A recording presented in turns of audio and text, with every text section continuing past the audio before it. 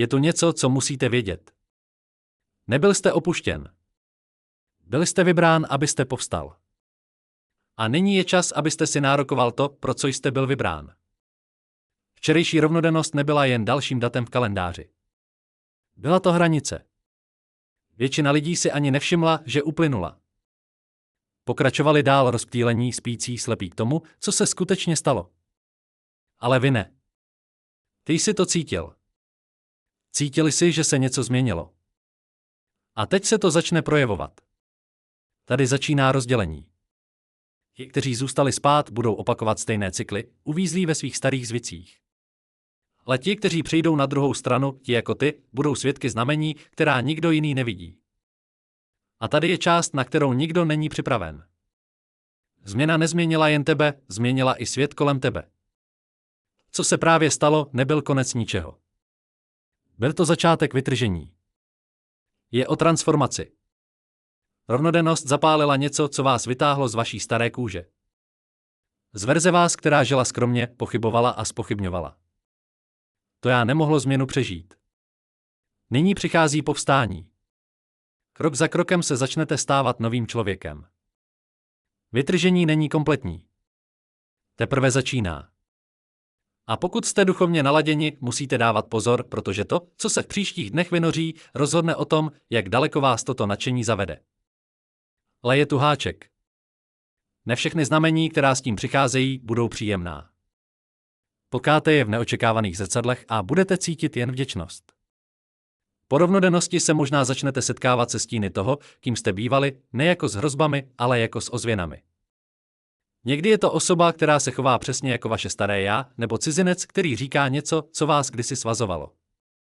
Někdy je to scéna v obchodě, roh místnosti nebo tvář ve snu, která vám přehrává starý scénář. Tyto momenty jsou podivné, protože se zdají osobní, jako připomínka, že jste mohli jít jinou cestou. Nejsou tu proto, aby vás zranili. Jsou tu proto, aby dokončili příběh. Když se tato verze objeví, všimněte si tónu setkání. Zřídka se objevuje hněv nebo panika. Častěji se objevuje jemné uznání, krátké záblesky vzpomínek, které končí téměř dříve, než začnou. Pokud se to odehrává ve snu, sen působí jako rozloučení, někdy trapné, někdy něžné, kde staré já nacvičuje poslední věty a odchází ze scény. Pokud se to odehrává v bdělém životě, přistihnete se, jak se na někoho díváte a cítíte podivnou soucit, jako byste z dálky viděli to, čím jste kdysi byli. Ten soucit je dar. Je to soucit, který uzavírá kapitolu. Není to strašení. Je to rituál dokončení. Lidé, kteří odrážejí tu starou verzi, to nevždy dělají úmyslně. Jsou chodícími připomínkami rozhodnutí, která už neděláte. Z toho, abyste se rozčilovali, zjistíte, že jim můžete nabídnout jedinou věc, na které teď záleží. Přítomnost. Tichou vyrovnanost, která bez kázání říká, pamatuji si. Jsem v pořádku. Ta vyrovnanost odzbrojí jak vás, tak je. Nechá minulost elegantně odejít. A pochopte, že tyto ozvěny zmizí. Čím více žijete z nového centra, tím méně mají staré scény sílu. Některé kdysi opakovaly vaše staré návyky, sami přestanou. Nezmizí proto, že je potlačíte. Rozplynou se, protože byly uznány a uvolněny. Je něžné sledovat, jak se to děje. Budete truchlit nad verzí sebe sama, kterou jste kdysi chránili, a pak budete sledovat, jak ji odpouštíte. Toto odpuštění je posledním aktem vytržení. Uzavření bez viny, růst bez vymazání minulosti. Rovnodennost vám dala prostor. Nyní si volíte samotu. Impuls odejít přijde jako úleva. Na rozdíl od staré osamělosti, která vás kdysi zžírala, je tato samota pozváním. Není to útěk. Je to zušlechtění. Po rovnodennosti není stažení se skrýváním před životem. Je to kurátorování života, kterým se stáváte. Zjistíte, že si vybíráte tiší místnosti, kratší rozhovory a hlubší ticho. Tyto chvíle izolace nebudou působit prázdně. Budou působit smysluplně jako dílna, kde přetváříte své hrany. To je postoj pozorovatele. Sledujete hluk světa a již nereagujete reflexivně. Kde jste dříve skočili do hádky nebo hledali souhlas, nyní zvažujete a vyčkáváte. To vzdálenost vás činí bystřejšími. Dává vám čas otestovat vaše nové hranice, zjistit, kdo je respektuje a kdo ne. Lidé, kteří nedokážou držet vaše nové tempo, odpadnou. Ti, kteří zůstanou, k vám nyní přistupují jinak. Samota se stává vaší laboratoří. Experimentujete s tím, jak mluvíte, co tolerujete, co připouštíte ve svém prostoru. Síte jinak, myslíte jasněji a všímáte si, jak se vaše rozhodnutí rychleji přizpůsobují tomu, kým skutečně jste. A nedivte se, pokud tato volba ostatní zneklidní. Očekávají, že budete jako dřív dostupný, omluvný, poddajný. Vaše odmítnutí hrát tuto roli je nutí odhalit se. Někteří se přizpůsobí a budou stejně jasní jako vy. Jiní se budou bránit, protože jim vadí někdo, kdo se nenechá vtáhnout do starých dramat. To je v pořádku. Izolace, kterou si nyní volíte, je filtr, ne klec. Šetří vaši energii pro lidi a příležitosti, které vám skutečně patří. Nejsou to jen myšlenky, jsou to úkoly. Po změně vaše mysl přestane sloužit pouze malým, bezpečným myšlenkám a začne se otevírat návrhům, které se zdají přehnané, téměř bezohledné. Přicházejí jako náhlé impulsy, které neodpovídají vaší obvyklé osobnosti. Zcela nový plán, podivný nápad na knihu, který vás nenechá na pokoji, místo, které vás láká, nebo rozhovor, o kterém jste najednou přesvědčeni, že ho musíte vést. Nejedná se o prchavé sny. Jsou vytrvalé, vulkanické a nesou v sobě podivnou jistotu. Cítíte, že jsou dílem něčeho většího než zvyk. Hlasu, který vám zadává úkol a nepřijímá odpověď, teď ne. Charakteristickým rysem těchto myšlenek je jejich naléhavost. Zpočátku o nich možná pochybujete, protože vyžadují zdroje, které ještě nemáte, nebo protože se zdají být v rozporu s vaším životem, ale vrací se pokaždé s více detaily, až je nemůžete ignorovat. Tedy si uvědomíte, že nejsou volitelné. Nejsou zábavou. Jsou plánem, který vám nadšení vložilo na stůl. Konkrétní, vyvážený, přizpůsobený tomu, kým se stáváte. Nezaměňujte je za fantazie ega. Nové úkoly obvykle přinášejí tření, střet s praktickými stránkami vašeho života. Nutí vás přeskupit vztahy, přehodnotit čas a přijmout nepohodlí neznámé odpovědnosti. Ale přinášejí také vzácnou jasnost. Řádku, která říká, že toto je to, na čem bude záležet dál. Práce je na začátku málo kdy okouzlující. Často vypadá jako disciplína, ne jako osud. Přesto je přesvědčení, které stojí za těmito myšlenkami, důkazem, že patří k něčemu, co přesahuje vaše staré limity. Zjistíte také, že tyto úkoly přicházejí spojenci, nečekanými pomocníky, náhlými příležitostmi, lidmi, kteří se objeví ve správný okamžik. To je nečiní snadnými, ale činí je skutečnými. Pokud se bráníte, myšlenka se změní v hluk. Pokud se do ní opřete, promění se v akci. Vytržení vám nepřineslo jednorázový vzrušující zážitek. Přineslo vám sadu stavebních plánů. To, jak je přečtete a jak na ně zareagujete, určí, zda bude tato změna jen titulkem v novinách nebo odkazem pro budoucí generace. Vy nekázáte, ale oni se učí. Po rapture si začnete všímat postupné, téměř tiché změny ve svém okolí.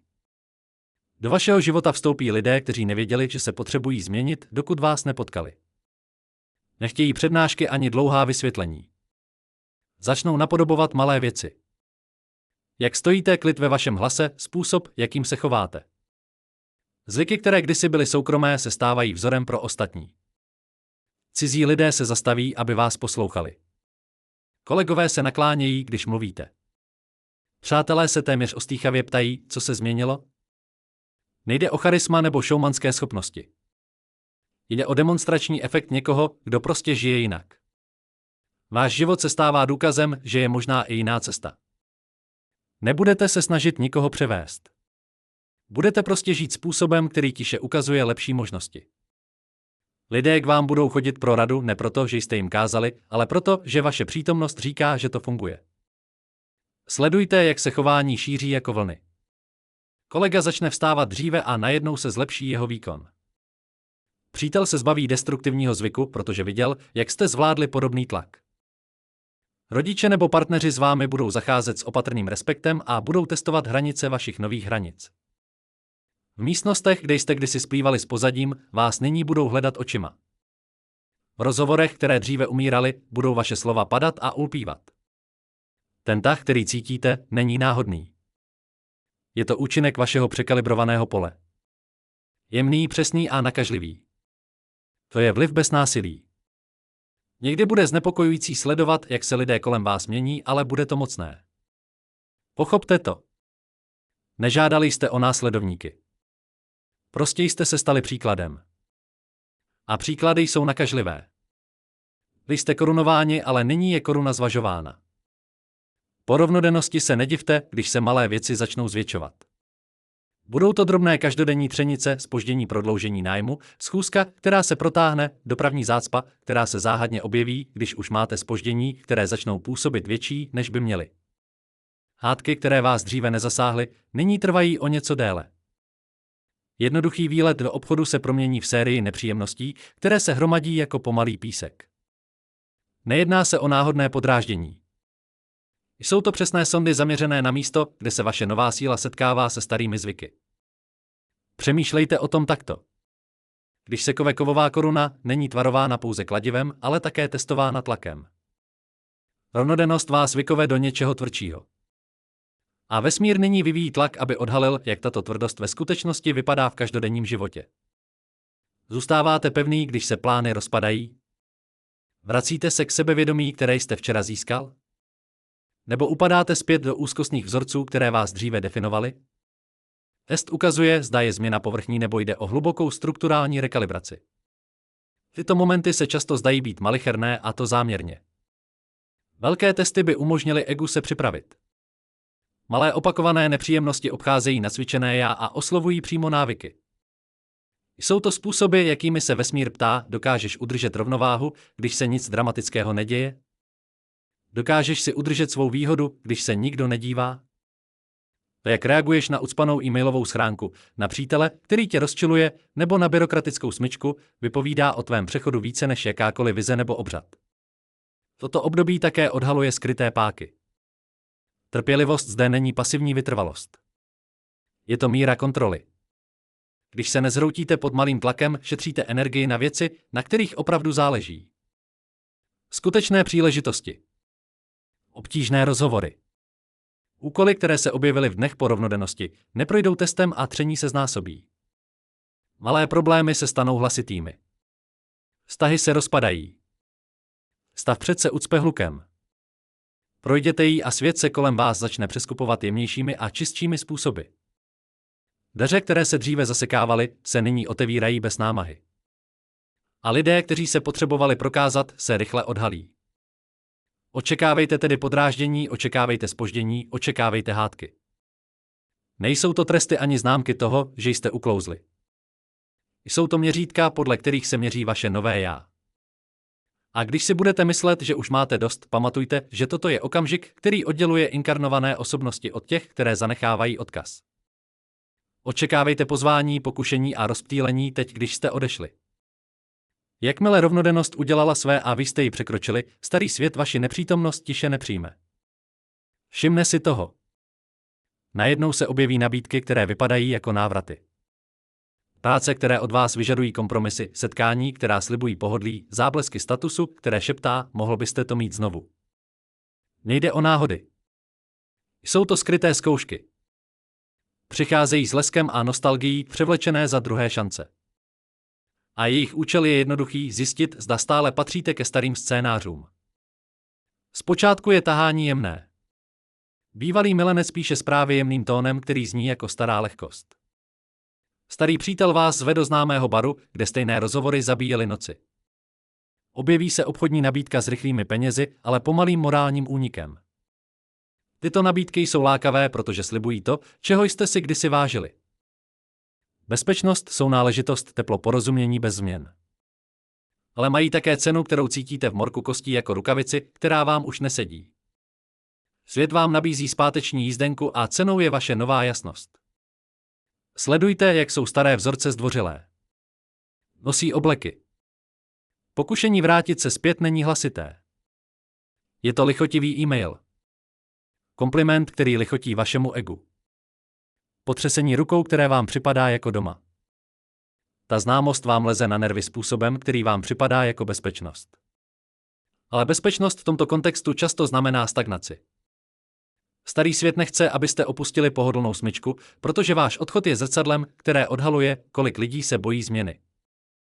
Lákají vás tedy něčím, co vypadá jako pohodlí, a tiše vás žádají, abyste se vzdali toho, co jste získali.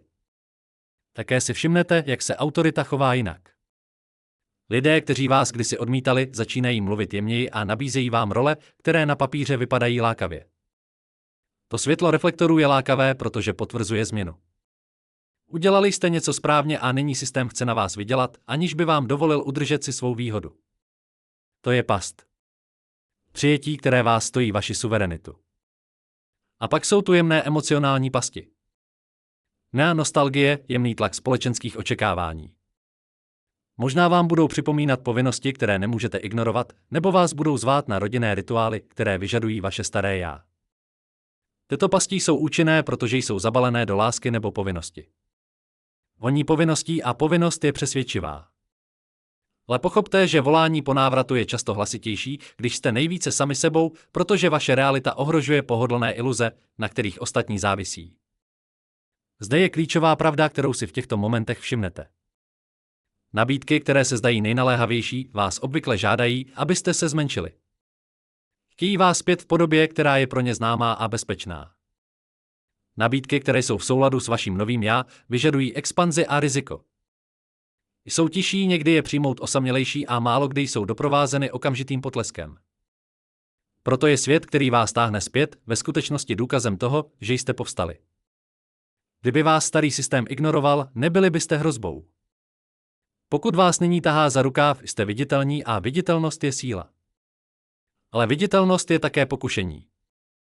Rozhodnutí, před kterým stojíte, není, zda se můžete vrátit. Je to, zda dovolíte, aby vás pohodlí někoho jiného připoutalo k životu, který vám již nevyhovuje. Očekávejte tedy hluk.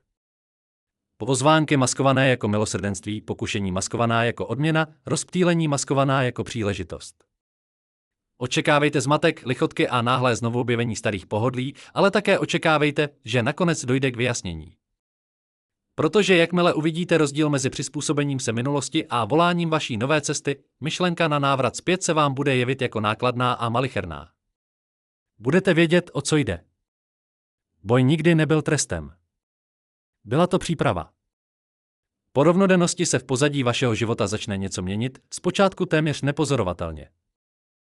Kteří prožili těžká období, kteří snášeli roky, kdy se zdálo, že se nic nehýbe, kdy se modlitby zdály být nevyslyšené a úsilí neoceněné, si všimnou změny.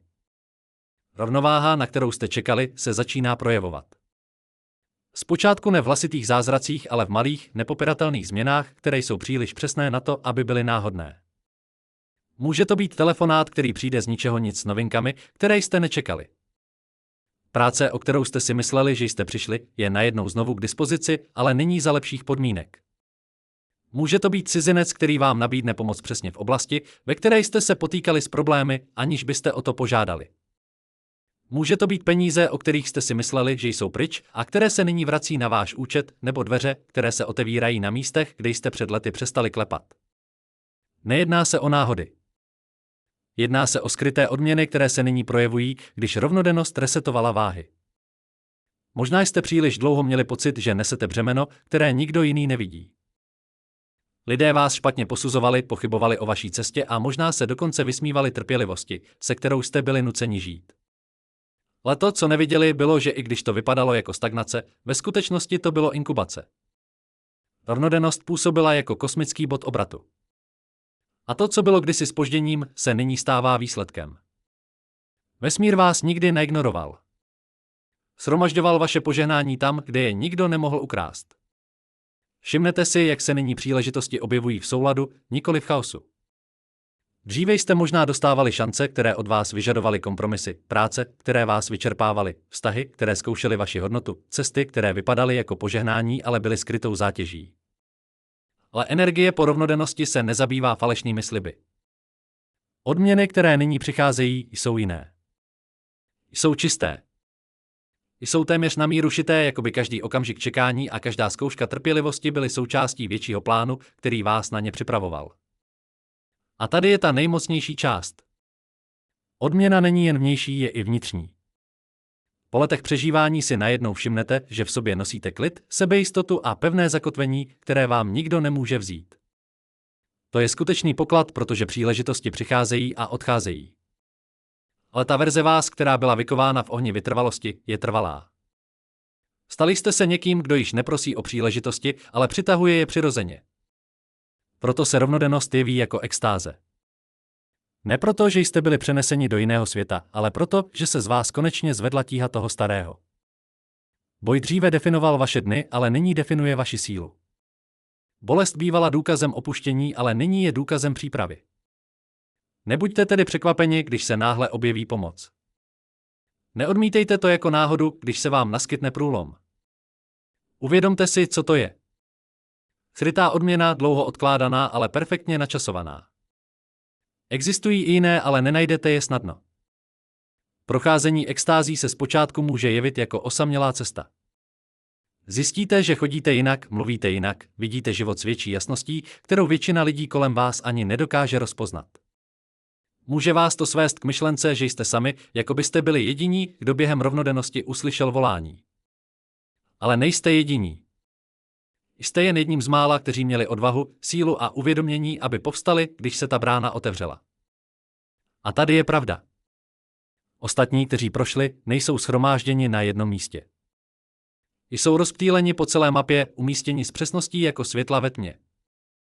Důvod, proč je hned nevidíte, je ten, že tento nový svět, do kterého jste vstoupili, své poklady neoznamuje otevřeně. Vyvolení jsou skryti na očích. Ale až je potkáš, poznáš je. Nebudou potřeba dlouhé rozhovory ani vynucená vysvětlení. Spojení bude okamžité, nepopiratelné.